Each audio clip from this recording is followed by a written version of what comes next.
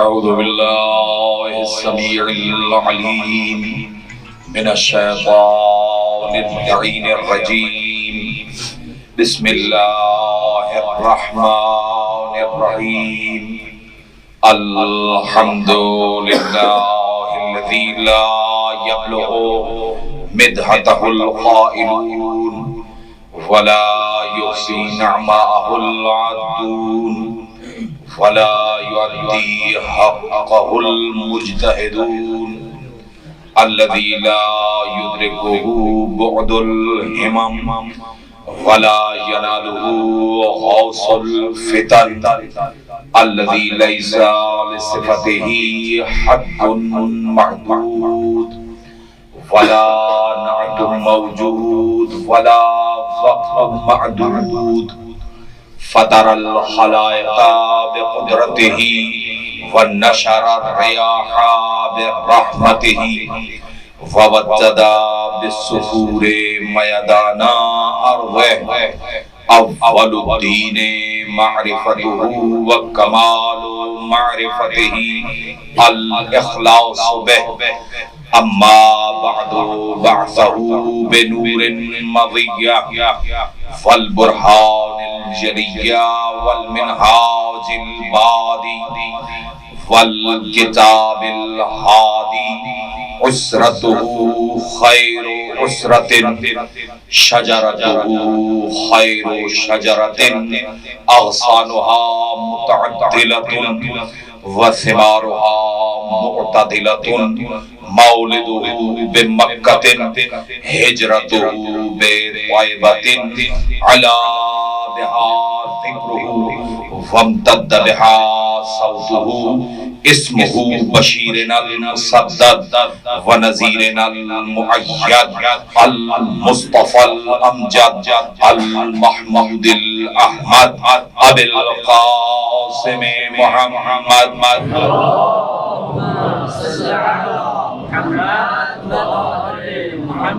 ثم الصلاة والسلام والتحية والإكرام على آله الذين أذهب الله عنهم الرجس وطهرهم تطهيرا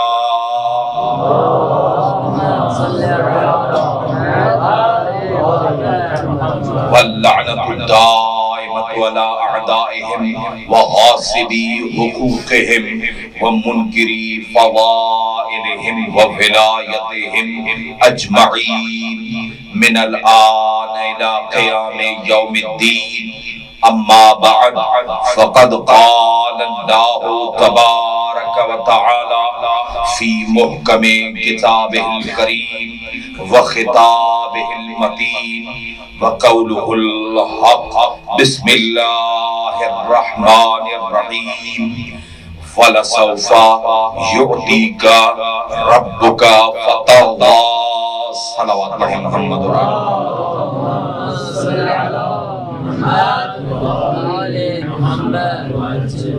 سب سے بڑی اور پہلی دعا پروردگار عالم کی بارگاہ میں خدایا تجھے واسطہ ہے اس شہزادی کا جسے حق سے محروم کیا گیا، ان کے فرزند امام عصر کے ظہور میں تعجیل فرما، سارے درد مندوں کے دردوں کو اس تعجیل فرج کے صدقے میں آسان فرما، علماء کا سایہ ہمارے سروں پر قائم، مل کے ایک صلوات پڑھیں محمد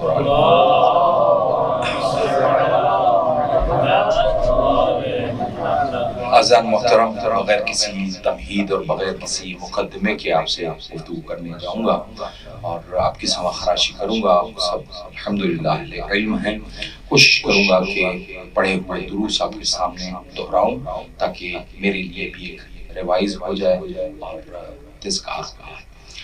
بہت ہی خوبصورت آیت کے ایک حصے کو آپ کے سامنے میں نے تلاوت کیا جس میں پروردگار عالم ایک وعدہ کر رہا ہے اپنے حبیب کے ساتھ۔ ولسوفا، یہ لسوفا جو ہے، یہ لسوفا ایک وعدے کی آئینہ داری کر رہا ہے کہ ابھی دیا نہیں ہے لیکن میرا وعدہ ہے میں عنقریب آپ کو ایک ایسی چیز دینے، ایک ایسا عطیہ دینے جاؤں گا کہ آپ مجھ سے راضی ہو جائیں۔ دیکھیں راضی اگلے کو وہ کرنا چاہتا ہے کہ جس میں کوئی کام پھنسا ہو۔ پوری توجہ چاہ رہا ہوں، بہت ہی اہم نکات ہیں جن کی طرف اپنے بزرگوں اور دوستوں کو متوجہ کرنا چاہوں گا۔ ہمارا ہم و غم یہ ہوتا ہے تمام کاموں میں کہ ہمارا خدا ہم سے راضی ہو جائے۔ تعلیم دین حاصل کرتے ہیں اس لیے کہ خدا راضی ہو جائے، نماز پڑھتے ہیں اس لیے کہ خدا راضی ہو جائے، نماز پڑھتا ہوں 2 رکعت قربتاً کیوں؟ اللہ راضی ہو جائے۔ روزہ رکھتے ہیں، حج کرتے ہیں، زکوٰۃ دیتے ہیں، خمس دیتے ہیں، جو بھی کام کرتے ہیں اس لیے کہ اللہ راضی ہو جائے۔ پوری توجہ کیجیے گا۔ قرآن میں اور قرآن کے علاوہ جو معصورہ دعائیں انبیاء علیہ السلام اور ائمہ اطہار کی ہم تک پہنچی ہیں وہ مختلف انداز سے بیان کی ہوئی ہیں۔ جیسے جناب آدم علیہ السلام کی ایک دعا ہے جو ہم تک پہنچی ہے، معصورہ دعا ہے، بڑی عجیب دعا ہے جس میں ارشاد فرمایا اور آپ دعا کر رہے ہیں، الہی انی اعبد لان ترضا، میرے مالک میں تیری عبادت اس لیے کرتا ہوں کہ تو مجھ سے راضی ہو جائے۔ جناب آدم، ٹھیک ہے، ابو البشر دعا یہ کر رہا ہے میں عبادت اس لیے کرتا ہوں کہ تو مجھ سے راضی ہو جائے۔ جناب نوح علیہ وعلی نبینا سلام فرماتے ہیں ان کی دعا بڑی عجیب سی دعا ہے اور یہ دعا معصورہ دعاؤں میں موجود ہے۔ اور جناب نوح کی دعا انی، عجیب دعا ہے، انی اامن بہم لئن ترضا، میرے مالک میں پناہ چاہتا ہوں بہم، یہ ہم کا جو اشارہ ہے وہ 5، 12 یا 14 کی طرف ہے اور پھر اس کی تفسیر میں جائیں گے تو زیادہ بات لمبی ہو جائے گی لیکن میں اشارہ تک گزرتا ہوں۔ یہ بات یہاں پر استعمال ہوا ہے، سب صاحبان علم ہیں مجھ سے بہتر جانتے ہیں، یہ بات سبقیت کے لیے ہے، یہ بات توسل کے لیے ہے، یہ بات تصدق کے لیے ہے۔ میں اور نزدیک ہو کے آپ سے بات کرنا چاہوں گا کہ یہ بات یہاں پر تصدق کے لیے آئی ہے کہ جناب نوح دعا کر رہے ہیں کہ میں پناہ مانگ رہا ہوں ان کے تصدق میں تاکہ تو مجھ سے راضی ہو جائے۔ نبی ہے، اسے پتا ہے کہ ان کا صدقہ مانگو گے تو وہ راضی ہوگا۔ جو فرمائی آپ نے جناب آدم عمل کر رہے ہیں اس لیے کہ وہ راضی ہو جائے، جناب نوح پناہ مانگ رہے ہیں اس لیے کہ وہ راضی ہو جائے، جناب ابراہیم علیہ وعلی نبینا سلام شیخ الانبیاء آگ میں جھونکا جا رہا ہے ان کو، یہاں منجنیق سے چلے ابھی آگ میں پہنچے نہیں ہیں، وہاں پر وہ پہنچا جو اللہ کا پیغام لے کے آتا ہے جناب جبرائیل، اور جاتے جاتے اڑتے اڑتے اس اڑنے والے اس جناب جبرائیل نے سوال کر دیا حضرت ابراہیم سے، یہ الفاظ قرآن کے ہیں، جناب ابراہیم سے سوال کر دیا حل لک حاجت، کو مکمی کھائی، پوری توجہ چاہ رہا ہوں، پوری توجہ چاہ رہا ہوں، جناب جبرائیل نے اڑتے اڑتے جاتے ہوئے جناب ابراہیم سے سوال کر ڈالا حل لک حاجت، کوئی مدد چاہیے تو دیکھیے گا جا رہے ہیں آگ میں، ایسی سچویشن میں آپ کو کیا بتاؤں، بہت سارے واقعات آپ کے سامنے گزرے ہوں گے اور آپ نے سنے ہوں گے یا پھر دیکھے ہوں گے۔ اگر کسی کو سزائے موت سنا دی جائے اس کی کیفیت اور کنڈیشن کیا رہتی ہے؟ ہم تو امتحان کا سن کر ہی ہماری کیفیت اور ہو جاتی ہے، وہ تو استاد کہتا ہے صلوات پڑھے محمد اور آل محمد، تشریف رکھیں، توجہ فرمائیے آپ نے، یعنی اگر کسی کو سزائے موت سنا دی جائے کہ اب آپ کو کیفر دار پر لے کے جائیں گے اور آپ کو ابھی ہینگ کر دیا جائے گا, آپ کو لٹکا دیا جائے گا.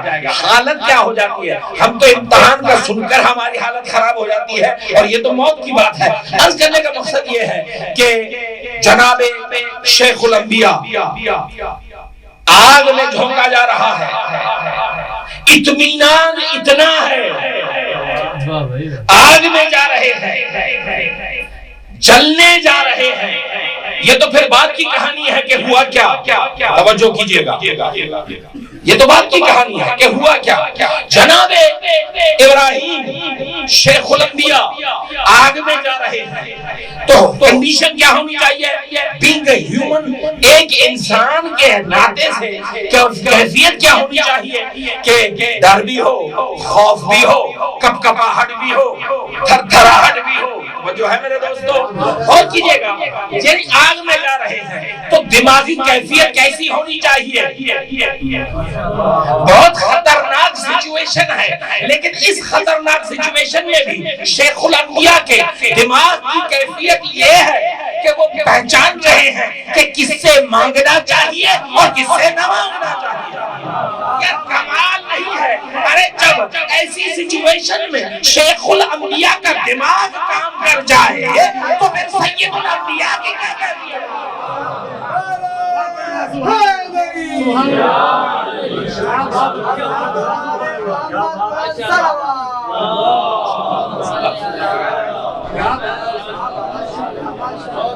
توجہ فرمائی نا آپ نے.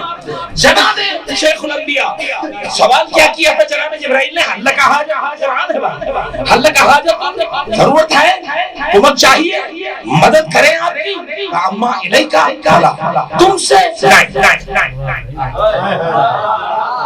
کیا کریں, ہم نے تو انہی سے سیکھا ہے, ہم نے تو انہی سے سیکھا ہے.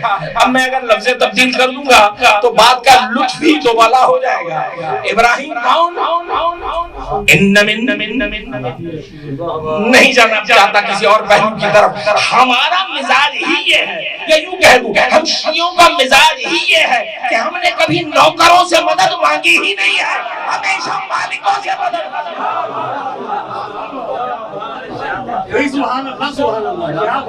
اما الیکا قالا. ہاں چاہیے, یہ اما کا مطلب یہ ہے کہ ضرورت ہے, ٹھیک ہے, لیکن نوکروں سے نہیں. یہ مزاج تشیع یہی ہے کہ ہم نے کبھی نوکروں سے کچھ مانگا نہیں ہے, مانگتے ان سے ہیں جو مالک ہوتے ہیں. توجہ فرمائی آپ نے, پوری توجہ چاہتا ہوں. جناب جبرائیل جھونکے جا رہے ہیں, کنڈیشن بہت ہی غیر ہے, ظاہر ہے, لیکن پھر بھی پہچانتے ہیں کہ کس سے چاہیے, کیا چاہیے, کب چاہیے, کیوں چاہیے. یہ ساری سچویشن سامنے رکھتے ہوئے اب دعا جو کی ہے وہ معصورہ دعا ہے. جناب ابراہیم, الہی الہی آمین, میرے مالک مجھے, میرے مالک مجھے پناہ میں رکھنا, بہم ان کے تصدق, بہم یہ وہی سببیت ہے, یہ تصدق ہے, یہ وسیلہ ہے, یہ وطیرہ ہے, یہ انہی کا تصدق ہے. کیا بہم لے انترزا, مجھے پناہ میں رکھنا, لیکن اس انداز سے کہ تو مجھ سے راضی ہو جا. جناب آدم دعا کر رہے ہیں کہ مالک تو مجھ سے راضی ہو جا. جناب نوح دعا کر رہے ہیں کہ تو مجھ سے راضی ہو جا. جناب ابراہیم دعا کر رہے ہیں کہ تو مجھ سے راضی ہو جا. یار میں اب باتیں چھوڑ کر نتیجہ دینا چاہتا ہوں. آدم سے آدمی تک, آدم سے آدمی تک ہر ایک کا ہم و غم یہ ہے کہ وہ راضی ہو جائے. اور وہ کیا چاہتا ہے؟ فلسفہ یوتی کا رب کا ترزا. میرے آدم سے آدمی تک کی خواہش یہ ہے کہ اللہ راضی ہو جائے, اور اللہ چاہتا ہے میرا مصطفیٰ راضی ہو جائے.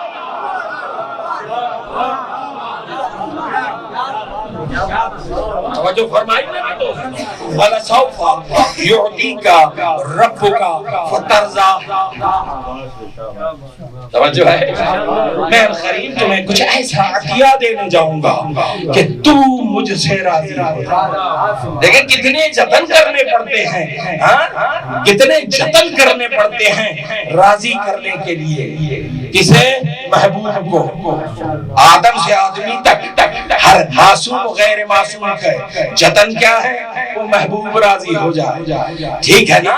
جب آدم اپنے محبوب کو راضی کرنے میں اتنے جتن کر سکتا ہے تو وہ اپنے محبوب کو راضی کرنے میں توجہ ہے نا میرے دوست؟ وَلَسَوْفَ يُعْطِيكَ رَبُّكَ فَتَرْضَىٰ. اور میں یہ چاہتا ہوں کہ تمہیں کوئی ایسی چیز عطا کر دوں کہ تو مجھ سے راضی ہو جائے. کیا دیا؟ اور دیکھیں مزاج الہی وہ خدا اپنی توحید کے لحاظ کو سامنے رکھتے ہوئے اہل علم ہے، ادبیات سے تعلق رکھتے ہیں. آپ نے دیکھا ہوگا قرآن میں کچھ ایسے مقامات ہیں جہاں پر پروردگار عالم نے صیغہ متکلم واحدہ استعمال کیا ہے. ٹھیک ہے؟ اور ان میں سے بھی کچھ ایسے مقامات ہیں جہاں پر صیغہ متکلم مع الغیر استعمال کیا. اب وہاں پر بھی علماء میں بحث ہے. جہاں پر اللہ نے میں نے کیا وہاں پر خطرہ نظر آتا ہے. یار میں پتہ نہیں کیوں اس طریقے سے پڑھ رہا ہوں. میں اب ذرا تھوڑا اور قریب ہو کے آپ کے ذہنوں سے بات کرنا چاہوں گا. جہاں پر توحید خدا کو نہیں، عقیدہ توحید میں تذبذب اور تزلزل کا خطرہ تھا. خدا کو کیا خطرہ ہے؟ خدا کو کوئی ڈر نہیں ہے. لیکن میری ذہنیتوں کا نزول اور تنزل دیکھ کر خدا نے صیغہ وحدہ کیا تاکہ میرے ذہن میں کوئی ایسا غلط خیال پیدا نہ ہو جائے عقیدہ توحید کے سلسلے میں. اس لیے پروردگار عالم نے کہا وما خلقت الجن واحد کیسے متکلم وحدہ ہے. میں نے خلق کیا. دیکھیں تخلیق کے معاملے کو توحید بچاتے ہوئے یہ اللہ نے کہا کہ میں نے خلق کیا ہے سب کو. آگے چل کے پھر ایک اور مسئلے کو بیان کیا ہے، لیکن اب وہ ایک اور بات ہے کہ فتبارک اللہ احسن الخالقین جمع کا صیغہ کر کے اور پھر بیان کیا. تو وہاں پر ایک اور بحث ہے، ہم اس میں الجھنا نہیں چاہتے، لیکن یہ چیز واضح کرنا چاہوں گا کہ خدا نے توحید کو بچاتے ہوئے اور عقیدہ توحید کو ثابت رکھتے ہوئے وہاں پر جملہ جو استعمال کیا ہے وہ متکلم وحدہ کے ذریعے سے استعمال کیا ہے. لیکن جہاں پر پروردگار عالم نے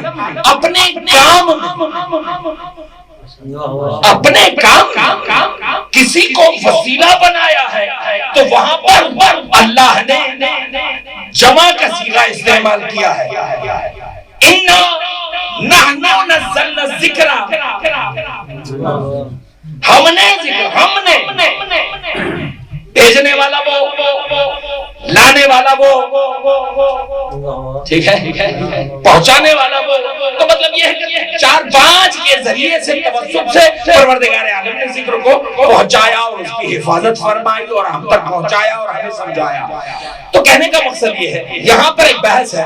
علماء فرماتے ہیں کہ جب چند کو وسیلہ بناتے ہوئے پروردگار عالم کوئی کام انجام دے وہاں پر صیغہ جمع استعمال کرتا ہے. یا پھر دوسرا نظریہ علماء اور مفسرین کا وہ یہ ہے کہ جب بھی اللہ کسی ایسی چیز کے لیے، اب یہ میرے اشارے ایسے کو سمجھیے، جب اللہ کسی ایسی چیز کے لیے کوئی بات کرنا چاہتا ہے تو وہاں پر اللہ اپنی کبریائی بیان کرتا ہے. اِنَّا نَحْنُ نَزَّلْنَا الذِّكْرَ، ہم نے اس ذکر کو، پتا چلا یہ ذکر کوئی خاص ہے جس پر کبریا بھی تکبر کرتا ہے. جو فرمایا آپ نے، مطلب یہ ہے کہ جہاں پر جمع کا صیغہ استعمال کر جائے تو وہاں پر کبریائی کو ظاہر کر رہا ہوتا ہے. اب یہ میں نے مقدمہ بیان کر دیا، اب نتیجہ دینے جاؤں گا. کیا کہا؟ اللہ نے مختلف مقامات پر دو طرح سے بیان کیا، یا واحد کے صیغے سے یا جمع کے صیغے سے۔ اب جمع کا صیغہ جہاں پر چیز شے اس جس کے بارے میں یہ بات کی جا رہی ہے اس کی کوئی اہمیت ہے تو وہاں پر اللہ نے کبریائی اور تکبر کیا ہے۔ عجیب بات ہے، بات آ گئی ہے تو سنتے جائیں۔ حضرت ابو ذر غفاری رضوان اللہ تعالی علیہ، جناب ابو ذر غفاری ربضہ کے نزدیک پہنچے۔ اب ربضہ کیسے پہنچائے گئے، کیا پہنچائے گئے، وہ بھی ایک لمبی بحث ہے۔ ربضہ کی طرف جا رہے تھے تو راستے میں ایک شخص ملا، انہوں نے کہا آپ کون؟ اپنا تعارف کروایا، کہا کہ میں محب رسول اور آل رسول ہوں۔ تو مڑ کر ان کو دیکھا، جناب ابو ذر نے مڑ کر ان کو دیکھا، کہا پھر کہو، کہا کہ ہم رسول اور آل رسول کے ماننے والے ہیں، آپ کا ذکر سنا ہوا ہے لیکن زیارت آج ہوئی ہے، کوئی ایسا ہدیہ دے دے جو رسول نے صرف آپ کو بتایا ہو، یعنی کوئی ایسا قول بیان کر دیجئے جو حضور نے، قاضی صاحب نے اپنے کتاب استجابہ میں یہ روایت بیان کی ہے۔ نور اللہ شریف کیا کہتے ہیں؟ کہتے ہیں کہ جب اس مومن نے یہ کہا کہ کوئی ایسی چیز بیان، کبریائی سے بات کر رہا ہوں، ایسی چیز بیان کر دیں جو حضور نے آپ سے مستقیماً کہی ہو، تو جناب ابو ذر مسکرائے اور ایک جملہ کہا، سمعت رسول اللہ قال، میں نے خود سنا تھا حضور یہ کہتے ہوئے۔ آپ فرماتے ہیں ہم نے جب یہ سوال کیا اس کے جواب میں، کون سا سوال تھا؟ بماذا یتکبر اللہ، وہ کون سی چیز ہے جس پر اللہ کو بڑا ناز ہے، بڑا تکبر ہے، بڑا فخر ہے؟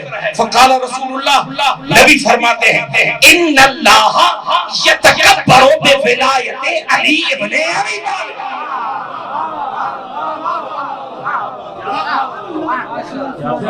بہت ساری چیزیں ہوں گی لیکن میں نے یہ خود سنا ہے کہ اللہ تکبر کرتا ہے علی کی ولایت پر، کیونکہ چیز اہم ہے۔ تو پتہ چلا جب چیز کی اہمیت ہو جاتی ہے تو وہاں پر صیغے جمع کے استعمال، تکبرانہ انداز آ جاتا ہے، ٹھیک ہے، غرور آ جاتا ہے۔ یہاں پر اللہ نے کیا کہا؟ فَلَسَوْفَ يُعْطِيكَ رَبُّكَ فَتَرْضَىٰ، میرے حبیب میں تمہیں کوئی ایسی چیز عطیہ کروں گا کہ تم مجھ سے راضی ہو جائے گا۔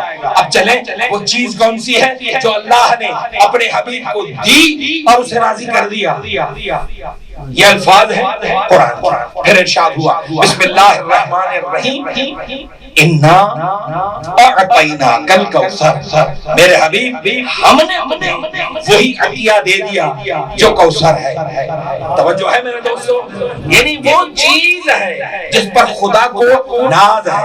اگر ناز نہ ہوتا تو صیغہ وحدہ کا استعمال ہوتا۔ پتہ چلا یہ کوثر وہ ہے جس پر تکبر کیا جا سکتا ہے۔ اور فرمایا آپ نے بات آ گئی ہے تو تھوڑا سا اس کو سمیٹتا ہوا دو باتیں ہمارے بزرگوں تک پہنچاتا ہے۔ میں زحمت دینا چاہوں گا جو ہمارے بزرگان نعرہ تکبیر، نعرہ رسالت، پیچھے آنے بہت بلند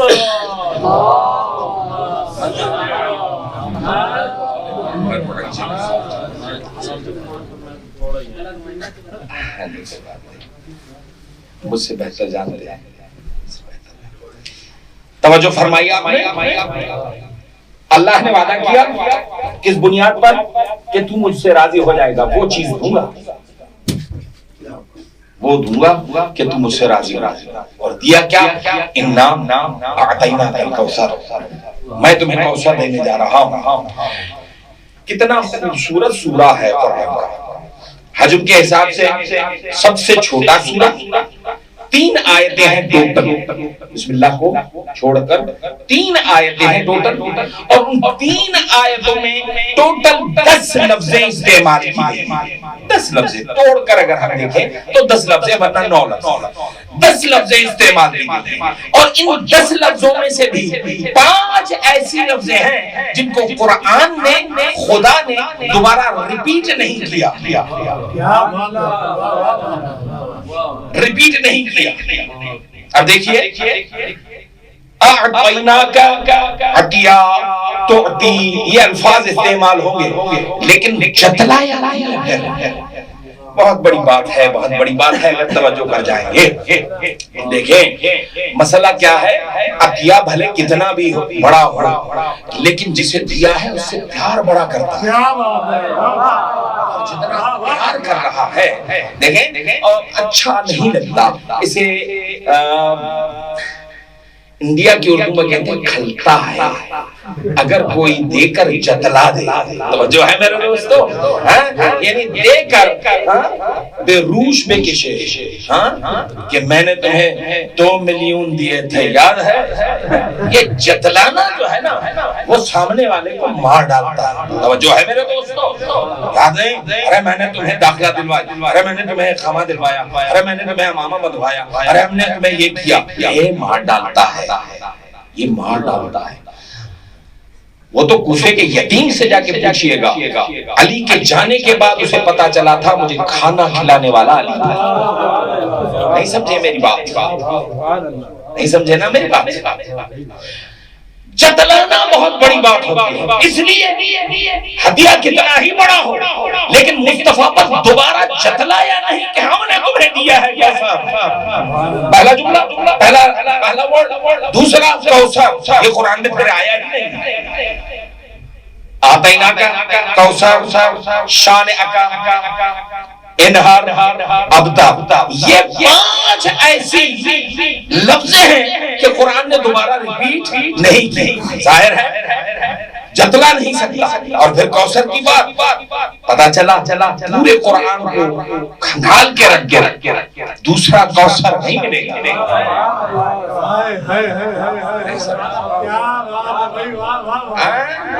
پورے قرآن کو چھان کر رکھ دو، دوبارہ کوثر نہیں ملے گا۔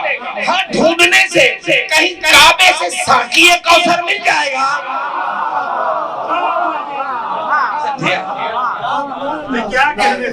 یار اس گھرانے کا کمال ہی یہ ہے، اس گھرانے میں زہرا ملے گی،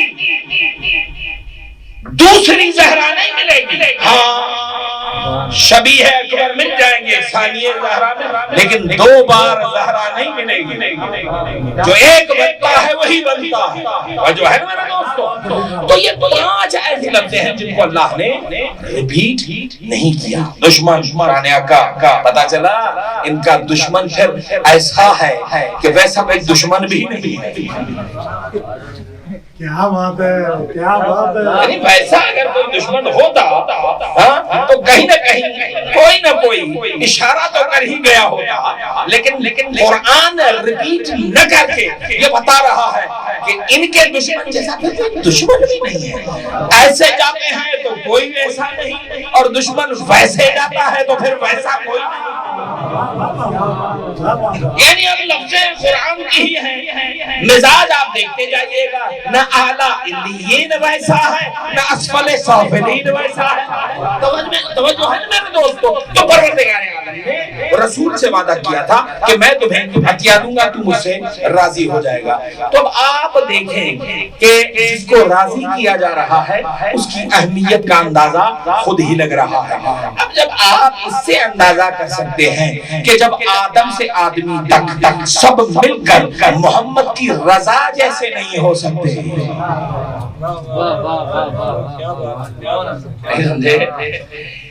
آدم سے آدمی تک کوئی مل کر بھی رضایت میں محمد جیسا نہیں ہے، تو ذات میں محمد جیسا کیسے ہو سکتا ہے؟ توجہ ہے نا میرے دوستو، اللہ نے وعدہ کیا، جناب آدم دعا کیا ہے کہ تو راضی ہو جائے، جناب نوح دعا کیا ہے کہ تو راضی ہو جائے، جناب ابراہیم دعا کیا ہے تو راضی ہو جائے، جناب موسیٰ دعا کیا ہے تو راضی ہو جائے۔ نبی کیا اللہ کیا چاہتا ہے؟ میں تمہیں ایسی چیز عطا کر دوں کہ اے محمد تم مجھ سے راضی ہو جائے۔ فرق دیکھتے آئیے، اب چلیں پھر آگے چلتے ہیں۔ میں ایک اور رضایت دکھانا چاہتا ہوں، دیکھیے گا آدم سے آدمی تک کی خواہش یہ ہے کہ اللہ راضی ہو جائے، اللہ چاہتا ہے کہ مصطفیٰ راضی ہو جائے۔ مسجد عام نہیں ہے، مسجد نبوی ہے، نماز پڑھانے والا بھی عام نہیں ہے، محمد جیسی شخصیت ہے، کھچا کھچ مسجد بھری ہوئی ہے۔ یہ کوئی 4 سے 6 سال کا بچہ ہے جو اندر آیا۔ میں اب پھر سے دہراتا ہوں، آدم سے آدمی تک کی خواہش یہ ہے کہ اللہ راضی ہو جائے، اللہ یہ چاہتا ہے کہ مصطفیٰ راضی ہو جائے۔ مصطفیٰ سجدے میں ہے، حسین پیٹھ پر ہے، محمد نے سر اٹھانا چاہا، اللہ کی آواز آئی سر نہ اٹھانا جب تک حسین راضی ہو جائے۔ عظمت محمد و آل محمد صلوات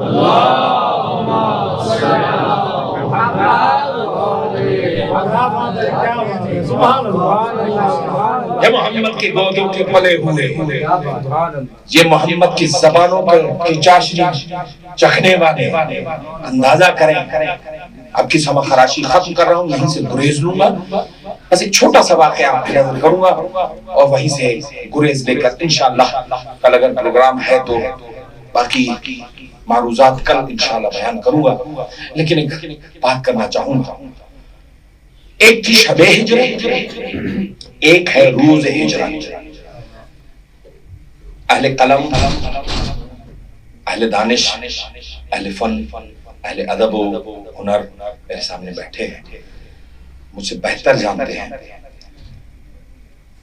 شب ہجرت حضور نے علی مرتضیٰ کو بلا کے جملہ کہا، علی ہم جا رہے ہیں، کل جتنی بھی امانتیں ہیں وہ سب کو دے کر ایک اور کام کرنا، میری فاطمہ کو مجھ تک پہنچانا۔ ابھی شادی نہیں ہوئی، یہ وہ سن ہے کہ جب شادی نہیں ہوئی علی مرتضیٰ کی اور جناب سیدہ کی، ساری امانت شبہ کو علی مرتضیٰ نے تقسیم کر دی۔ درے ختمی مرتبہ پہ آئے، شہزادی کو لیا، ناقے پہ بٹھایا، خود گھوڑے پر بیٹھے اور چلے گئے۔ مشرکین میں چمی گوئیاں چلنا شروع ہو گئی۔ اب یہ روز ہجرت ہے، باتیں کیا شروع ہو گئی؟ باتیں یہ شروع ہو گئی کہ امانتیں ہم تک پہنچ گئی اور وہ بھی علی کے ہاتھوں۔ اس کا مطلب یہ ہے کہ حضور چلے گئے، اب ان کو واپس پلٹانے کا ایک ہی طریقہ ہے، اس کی بیٹی کو قیدی بناؤ۔ روز ہجرت کی بات ہے، پتہ چلا فاطمہ کو علی لے کے چلے گئے۔ راستے میں ان مشرکین مکہ نے گھیر لیا علی مرتضیٰ کو، اور یہ جو کاروان مختصر سا کاروان ولایت و عصمت جا رہا تھا، ناقے پر شہزادی، گھوڑے پر علی، گھیر لیا۔ تاریخ نے لکھا ہے کہ علی نے،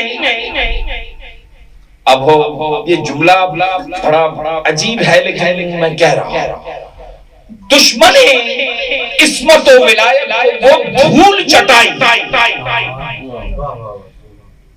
اور وہ حالت کی کہ وہ بھاگتے بنے۔ میری اردو اتنی اچھی نہیں ہے بھائی، اگر کہیں مجھ سے کوتاہی ہو جائے تو مجھے معاف کر دیجیے۔ وہ بھاگتے بنے اور وہاں سے لے کر علی مرتضیٰ اپنے گھوڑے پر نہیں بیٹھے، مہار شتر سیدہ کو ہاتھ میں لیا اور اس انداز سے چلے۔ کہاں لے گئے؟ حضور استقبال کے لیے شہر سے باہر اپنا خیمہ لگائے ہیں. خیمہ محمد کے نزدیک پہنچ کر علی نے ایک جملہ کہا تھا, یا رسول اللہ آپ کی امانت آپ تک پہنچانے آیا. یہ ایک مرتبہ, اور دوسری مرتبہ قبر میں اتارتے ہوئے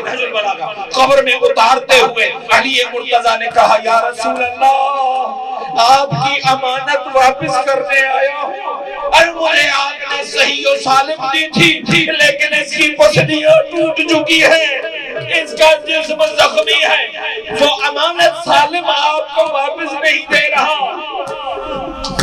ہاں آزادارانے سیدہ کونین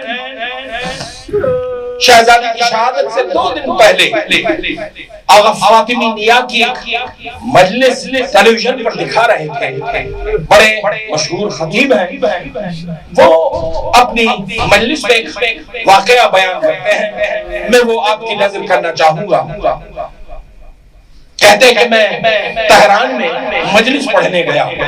مجلس کے بعد ایک نوجوان میرے پاس آیا اور مجھے کہتا ہے کہ آغا مجھے بتاؤ, مجھ سے غلطی ایک گناہ ہو گیا ہے, میں اس کی توبہ کرنا چاہتا ہوں, میں استغفار کرنا چاہتا ہوں. آغا کہتے ہیں میں نے اس سے پوچھا کہ تم سے کیا خطا سرزد ہوئی ہے.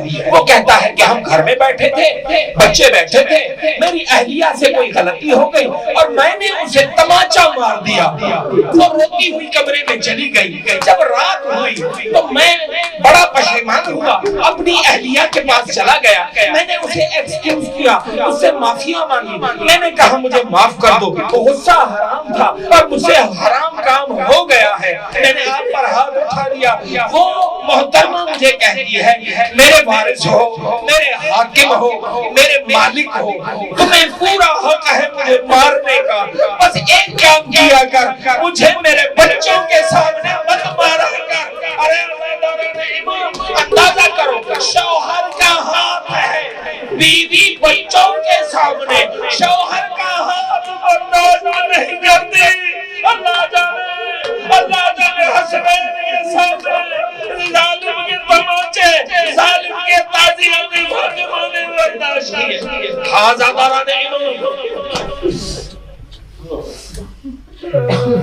بڑا مشکل وقت ہے, انشاءاللہ آپ سے باتیں ہوں گی, لیکن میں ایک چھوٹی سی وصیت 2 حوالے رکھتا ہوں میں اپنے پاس. چھوٹی سی وصیت ہے, فاطمہ زہرا آخری وقت ہے, شہزادی لیٹی ہوئی ہے. ابو الحسن جی بی ابو الحسن مجھے ایک بات بتاؤ. جی بیوی, زندگی میں ہم نے آپ سے کچھ مانگا کا یہی تو علی کی تمنا رہی, فاطمہ کچھ مانگے. شہزادی کہتی ہے ہم نے آپ سے کچھ مانگا کا نہیں, کا آج کچھ مانگے. ہاں زہرا مانگو, کیوں نہیں, جو مانگو گی ہم دیں گے. مجھ سے وعدہ کرو میرے بعد ایک شریف خاندان سے شادی کرو گے, اللہ تجھے بیٹا دے گا, اس کا نام میں عباس رکھے جا رہی ہوں. جب دنیا میں آ جائے اس کے کندھوں کا بوسہ دے کر کہنا اجڑی ماں سلام کہتی تھی. سيعلم الذين ظلموا أيام الخلدين ينقلبون على لعنة الله على قوم الظالمين. ربنا وتقبل منا إنك أنت السميع العليم. بار الہ صدقہ محمد اور آل محمد کی عزت و عظمت کا. جن مومنین نے اس مجلس کا انعقاد کیا ہے, پروردگارہ ان کی دعاؤں کو مستجاب فرما, ان کے مرحومین کے درجات کو عالی و عالی فرما. آل محمد کی عزت و عظمت کا واسطہ جو ہمارے علماء طلباء یہاں پر تشریف فرما ہے, ان تمام علماء اور طلباء کی تمام مشکلات کو آسان فرما. صدقہ محمد اور آل محمد کی عزت و عظمت کا ہمیں امتحانات دنیاوی و اخروی میں کامیاب و کامران فرما. صدقہ محمد اور آل محمد کی عزت و عظمت کا پروردگارہ ہم طالب علم جو یہاں پر رہتے ہیں, اپنے علاقوں میں, اپنے شہروں میں, ہمارے ریلیٹو ہیں, ہمارے رشتہ دار ہیں, ہمارے بہن بھائی ہیں, ہمارے والدین ہیں, اگر زندہ ہیں, پروردگارہ ان سب کو ہر بلا ہر مصیبت سے محفوظ فرما, ان سب کی مشکلات کو آسان فرما, اور بالخصوص جو مومنین مومنات بچے بچیاں علیل اور مریض ہیں، خدایا تجھے واسطہ ہے اس شہزادی کے شکستہ پہلو کا جس واسطے کا اور جس تصدق کو آل محمد کبھی رد نہیں کرتے. خدا اس شہزادی کی عزت و عظمت کا واسطہ ان تمام مومنین اور مومنات، مرضات المومنین و مومنات کو شفاء کلی و کامل عنایت فرما. صدقہ محمد اور آل محمد کی عزت کا ہماری سب سے بڑی دعا، سب سے پہلی دعا تعجیل فرج عطا فرما. صدقہ محمد اور آل محمد کی عزت و عظمت کا حکومت اسلامیہ ایران کو دولت کریمہ آل محمد کے ساتھ متصل فرما. پروردگارہ ہمارا شمار امام کے اعوان اور انصار کے ساتھ فرما. صدقہ محمد اور آل محمد کی عزت و عظمت کا یوم ورود ہمیں حسین کے حقیقی عزاداروں کے ساتھ محشور فرما. ربنا وتقبل دعا بحق زہرا و علیہا و بعلہا.